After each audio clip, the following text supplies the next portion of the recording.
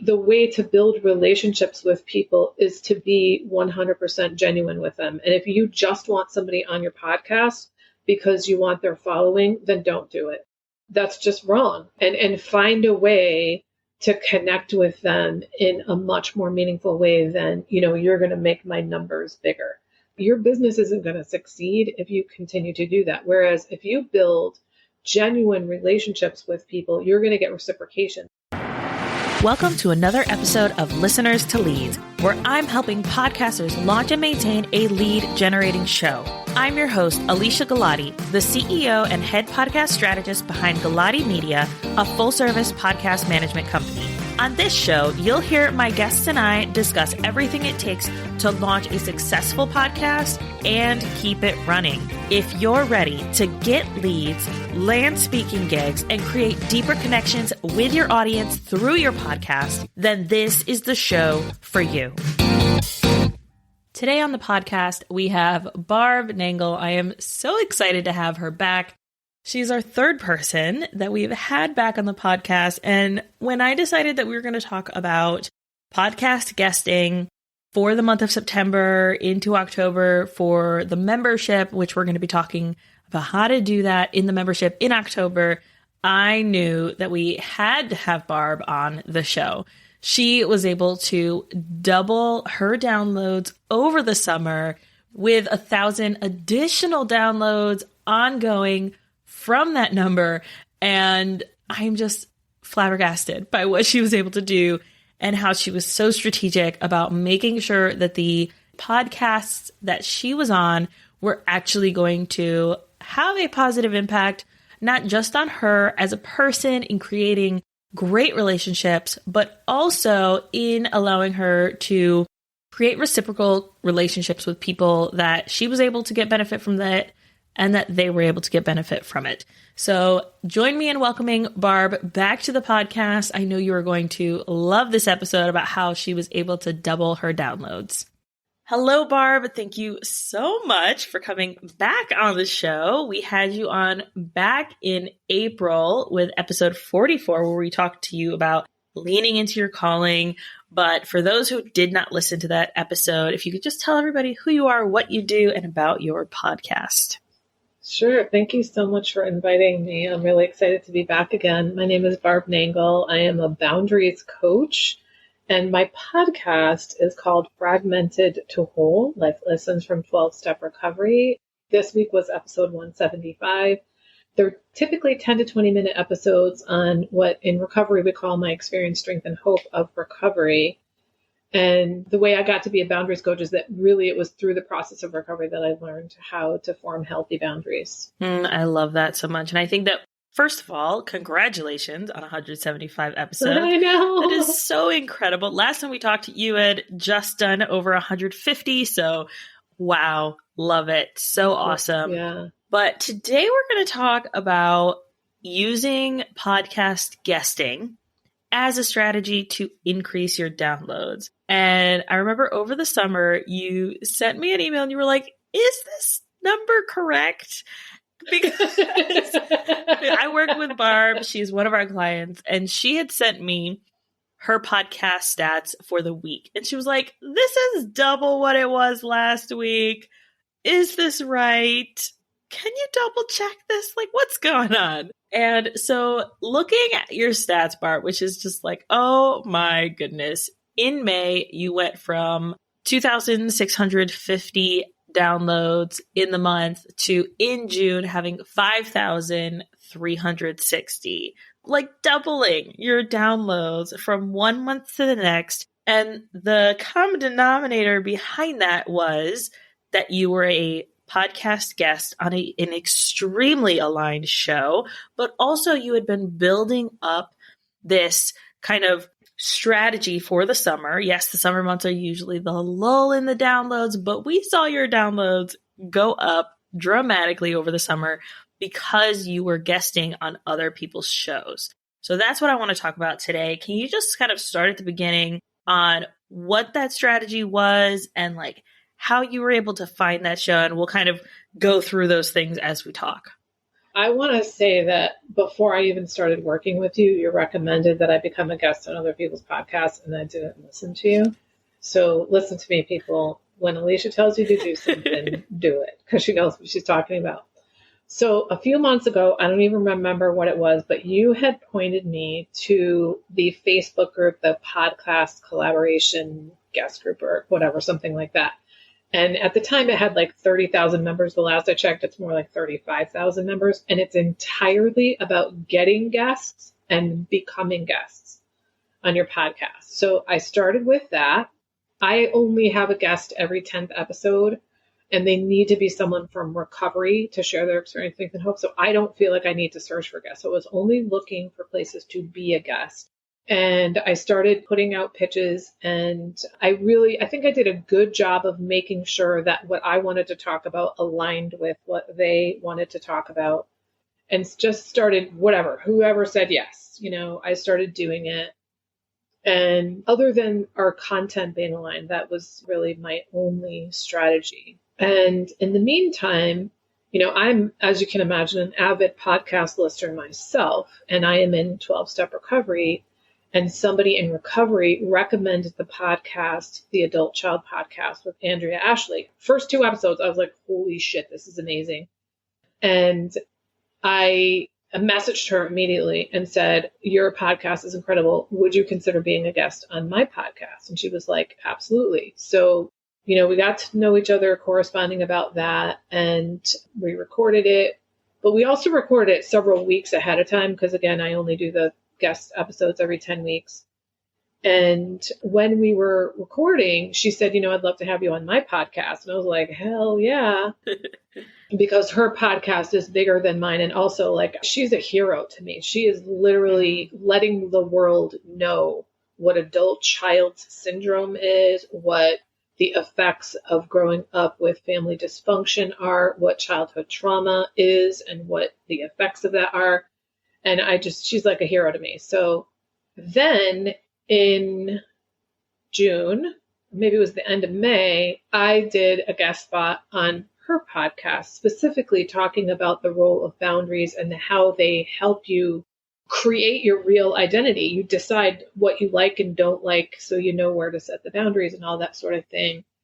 And that's really when the numbers shot up. So I will say that it feels pretty clear to me that the vast majority of the bump up I got was because people heard me on her podcast and started listening to my podcast. I got a lot of people on Instagram following me. And one of the things I do, that I have another coach who taught me this is a trick that I love.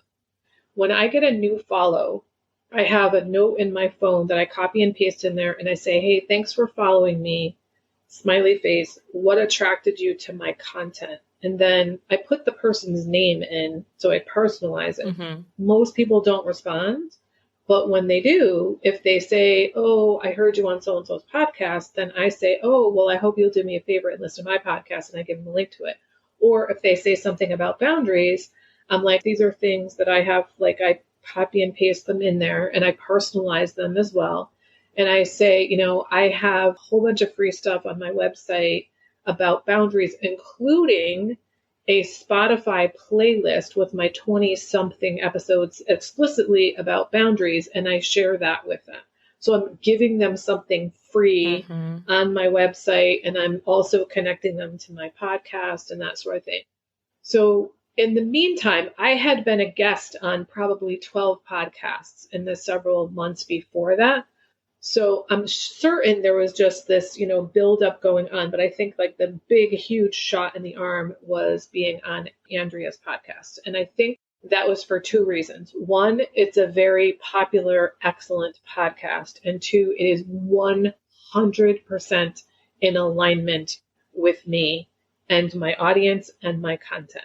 So it's for those 2 reasons. And what that taught me, Alicia, was that I need to be more strategic when I'm picking whose podcast to be on, because my podcast manager, Alicia Galati, told me that 95% of podcasts have 7 episodes or less. So that means the vast majority of people who start a podcast will not continue it. Mm-hmm. So I wasn't paying attention to how long people's podcasts had been around or how many listeners they had. I was just paying attention to their content. So what that caused me to do was to join the membership community that Sarah, who runs the Facebook group that I just mentioned, that's free and available to anybody. She also has a membership community. It's only like $15 a month, where she like curates the relationships. She curates a list of podcasters and all that kind of stuff. So you're so much more likely to be meeting with people who are also being strategic about their podcasts.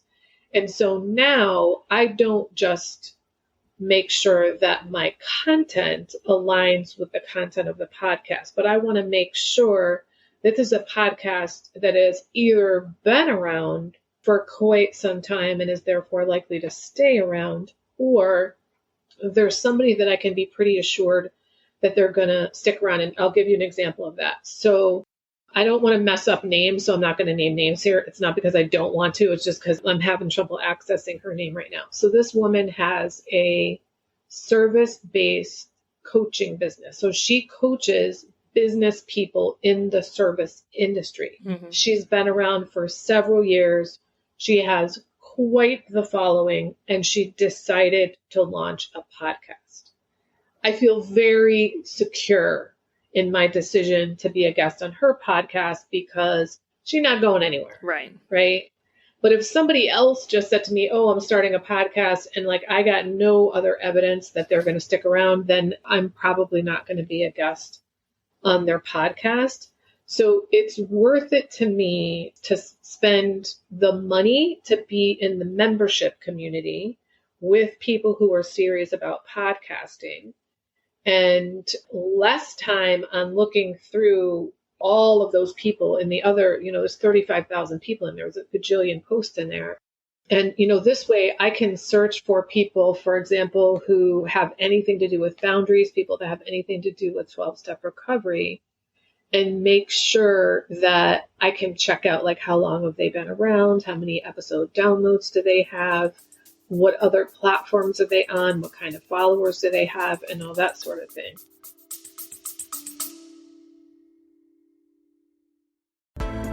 You put your heart and your soul into your show. And I want to help you reach all of those potential listeners out there.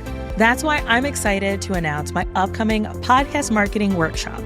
It's about giving you practical tools to grow your audience. You'll learn the secrets to getting your podcast discovered, attracting your dream listeners, and boosting those download numbers. This workshop will be hosted live with a replay available on April 30th. You can sign up by going to galatimedia.com/workshop.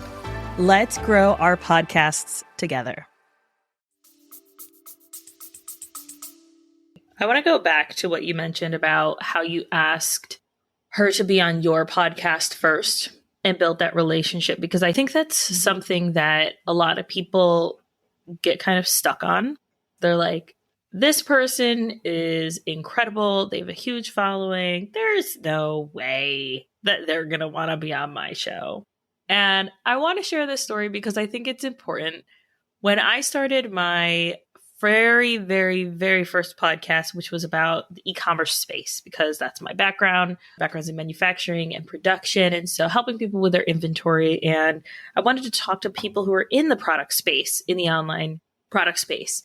So I reached out to Emily of Being Boss, like big person, big podcaster, sent her a DM and was like, hey, I'd love to have you on my podcast to talk about XYZ. Was very specific because she had just launched the Almanac Supply Co. Talking about this, the decision to be a product business, what that kind of looks like for you, and would you be open to doing that?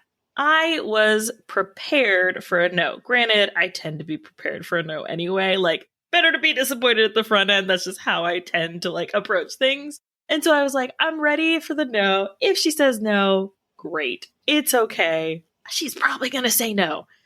She said yes. I hadn't even launched at that point. So like, I didn't have anything to show her. I was just like, hey, I'm doing this thing. I would love to talk to you about specifically this topic.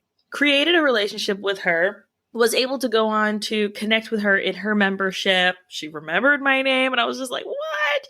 Met her in person, fangirled like an animal to the point where the picture that I have with her is blurry because my hand was shaking. I was so excited. All like next level fangirling, right? But this person who is like so much bigger than me, and I was like, okay, maybe she'll say yes, maybe no, probably no. It's okay. I still took the chance and reached out. And like, I think that there's so much power in being open to just saying, I'm going to shoot my shot. I'm not asking you for anything other than your time to share your knowledge, to share your awesomeness. And then that relationship, I want to say like 7 times out of 10 is reciprocated in that if they're a podcaster, they're happy to have you on their show. I think also about Emily Aborn, who has been on my show twice. I was on her podcast as well after I had her on my show. She was just talking to another client of mine, and they were talking about doing a panel, and they were like, hey, we're thinking about you. And I'm like, you don't even have to ask. Yes, let's do it. It's like there ends up being this alignment that comes when you connect with people very authentically, very like, hey, you have similar values to me. I want to share this with my audience. More likely than not, they're going to say yes to sharing you with their audience. Did you find that that kind of was how it went for you? Yeah, absolutely. And, I want to say something about relationships. I remember years ago, I worked for 19 years at Yale University for an amazing woman who was one of the most charismatic people I have ever met in my entire life. And she was a Black woman in academia as a professor at Yale. And let me tell you something, racism is alive and well. And this woman knew how to get shit done. And what she said to me was, if you want to get anything done in this world, Barb, it comes from building relationships.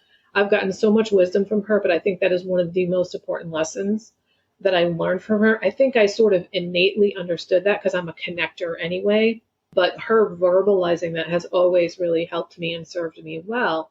And I feel like it's sort of, like I said, it's my nature to do that. So when I reached out to Andrea, I was reaching out as a super fan. When I listened to her trailer, I was like, oh my God, I'm in. And then I listened to 2 episodes and I couldn't even wait to listen to more before I reached out to her. And it was absolutely 100% genuine when I was like, oh my God, your podcast is really amazing. It is going to like change the face of things for adult children around the world. I would love it if you would be a guest on my podcast. And it was 100% genuine. So I would say the way to build relationships with people is to be 100% genuine with them. And if you just want somebody on your podcast because you want their following, then don't do it. That's just wrong. And find a way to connect with them in a much more meaningful way than, you're going to make my numbers bigger. Your business isn't going to succeed if you continue to do that. Whereas if you build genuine relationships with people, you're going to get reciprocation, like Alicia was just talking about, and like I experienced with Andrea. Like, I'm not going to lie, of course I was hoping she would ask me to be a guest on her podcast, and if she hadn't, I probably would have asked her, probably not right then. I would have eventually asked her, but she asked me to do it. And the reciprocation is only going to happen if it's clear that there's a genuine connection of some kind, that you're not just here to take advantage of me. I remember there was a saying that's something like, that nobody is ever so like rich or successful that they don't appreciate a sincere compliment. Like everybody appreciates genuine appreciation and genuine compliments. So I think that is really important. And then what's gone on from that is I ended up joining her Patreon group. And I go to a weekly meeting of her peer support group every week. And then somebody was doing a workshop for her patrons. And I got a notification about it. I screenshotted it and I texted her because I have her cell phone number. And I was like, hello, I see that you're doing workshops now. Can I do a workshop on boundaries for your members? And she said yes. And I tailored it specifically to people in ACA recovery. And it was very successful. Like none of that would have happened if I was just if I had just been like, hey, can I get on your podcast? Yeah. It wouldn't have happened.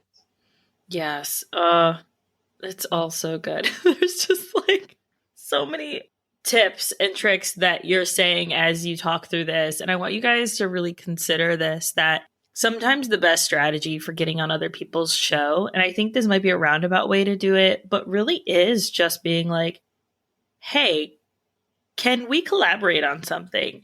Hey, can you be on my show? Hey, can we do an Instagram live together? Even if it might not be somebody who, if your podcast content, it might not match entirely, but you still want to shine a light on them because you can kind of tailor the conversation how you need to. An Instagram live works well, a LinkedIn live works well, a Facebook live works well, TikTok live, like all these lives work really well for creating that connection even outside of the podcasting realm. So that way you can keep in touch with them. I mean, when I first met you, it was through a summit, and then I was on a panel that you had curated. And then further on, like we stayed in touch, we kept connecting. Right. Then you joined my client roster. Then I had you on my podcast after it launched. So like there's a way to build relationships that, I mean, you don't have to feel icky and gross. And it doesn't even have, I mean, I'm an introvert. It doesn't have to be like draining and pulling. It can be just based around genuine connection and a similar value stance even, right? So like, when you're looking at podcasts, so let's talk more about like, if you're looking for podcasts to be on, what do you recommend people do, right? So I know you're not like a podcast guesting strategist, but what have you done that works well for you? But my podcast manager, Alicia Galati, is the podcast guesting strategist. And so I'm going to tell you what she told me. So I didn't plan that, people. We went to Apple Podcasts and we looked up the Adult Child Podcast. And then underneath that are a whole bunch of other podcasts that say people that listen to this often listen to that, right? And so you're looking for similar audiences. And then, like, if you're a podcast listener and you hear people on the podcast you listen to mention other podcasts, like, then those are the podcasts that you want to go to. Or you ask your audience, what other podcasts do you listen to?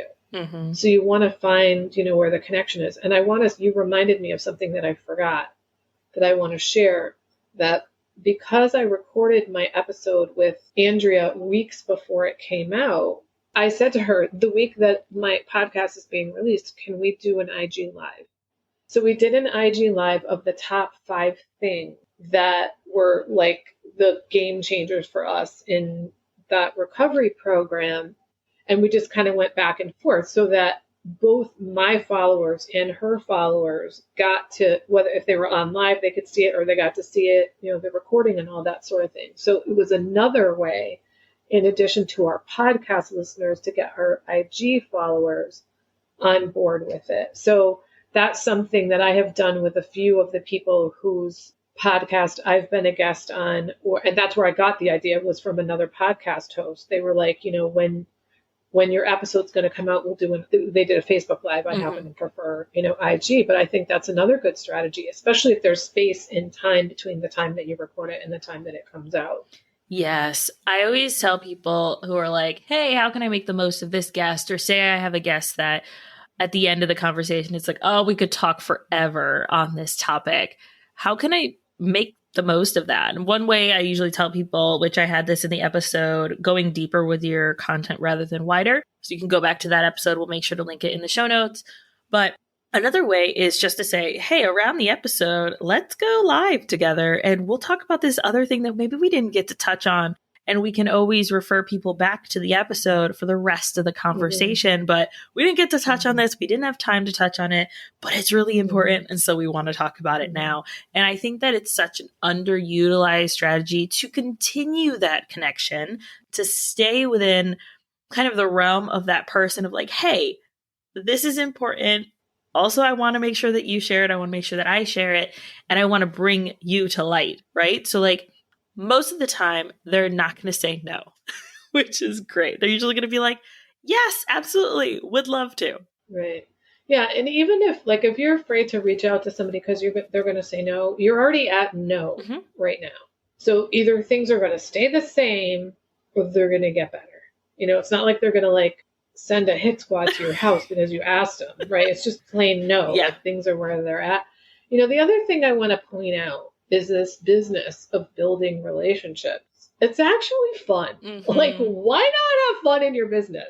And Andrea that I'm talking about is hilarious and really fun and super intelligent and all this stuff. Is like, why would I not want another woman like that in my life, especially somebody who's a podcaster like I am, who's trying to grow her business and all that sort of thing. So having people in the business that you're connected to on a friendly basis, it's just damn fun. Like, why would you not? And it's good for business. Right. And of course it is, because it's like it's win win win win win win win. Yes. I love that so much.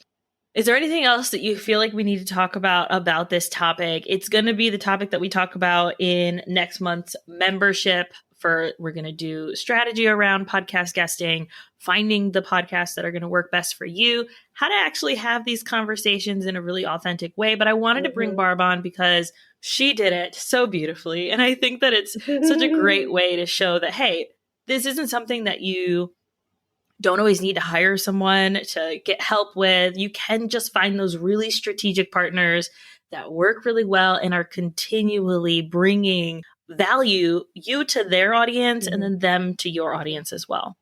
There's a couple of things that occurred to me. One that I forgot to say is another reason why I decided to be more strategic about who I was guesting with was because a number of times the interviewer has not shown up for my guest appearance on their episode. Even though they have automated send me reminders with the links and all that stuff. And then one of those people actually got back to me and they had an emergency situation. The rest of them literally never answered me. Wow. And I'm like, you know what? Obviously, I can do something else during that time. That's a waste of my time. My time is way too valuable for that. I don't need people that are doing that sort of thing. That being said, it's really important to track who you're pitching to, what happens, and then if you're on their episode, all the details. One of the important things is what's going to be your call to action on the episode. And then when the episode goes live, what's the link to it? And then all their social media stuff so that you can tag them when you're on yours and give them your stuff. But tracking it. So one of the things I have is an area on my tracking sheet for these were the no-show people. So that I know, don't ever do business with these people again. Because not only did they not show up, but they didn't have the courtesy to say anything to me or the courtesy to respond to my inquiry saying hey, I hope everything is okay. I had you on my calendar for XYZ date. So it's I don't want to do business with those people again. 100%. You really have to be strategic because it's a waste of your time. It's a waste of their time.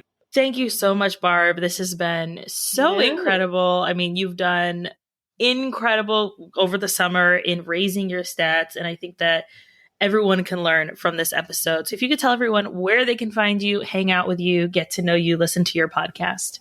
Absolutely. Thank you so much. I really appreciate it. And as you can tell, I could talk podcasting all day long. And what's really hilarious is I don't realize how much I know until I start talking with people about it, especially newbies. And I'm like, no, you need to blah, blah, blah, blah. And I tell every one of them, I'm like, you need to listen to Listeners to Leads with Alicia Galati, because even if you've never worked with her, she's got tons of free stuff that's really helpful. So my favorite place to hang out on social media is on Instagram, as you probably got from this conversation. I'm at Higher Power Coaching. My podcast is Fragmented to Whole: Life Lessons for 12-Step Recovery. Whatever podcast app you're listening to this on, you can find it there, or you can go to fragmentedtowhole.com. And then I am also a boundaries coach. I do private and group coaching. And by the time this comes out, I will have launched my VIP day, which is for women entrepreneurs. It's called Feminine Biz Boundaries. And it's how to, in one day, develop and implement boundaries in your business. Because I do a lot of networking with women entrepreneurs, as you can imagine. And I have found that many of them suck at boundaries, and you can't sustain your business if you are completely run ragged and full of resentment and bending over backwards for people and not charging what you're worth and not following through for yourself. So I teach people how to show up for themselves through my VIP day. So you can go to betterboundarieswithbarb.com for that. Awesome. We'll make sure that we have links for all of that in the show notes as well as on my website so that people can find that. Thank you, Barb. This was so incredible. You're welcome. Thank you so much.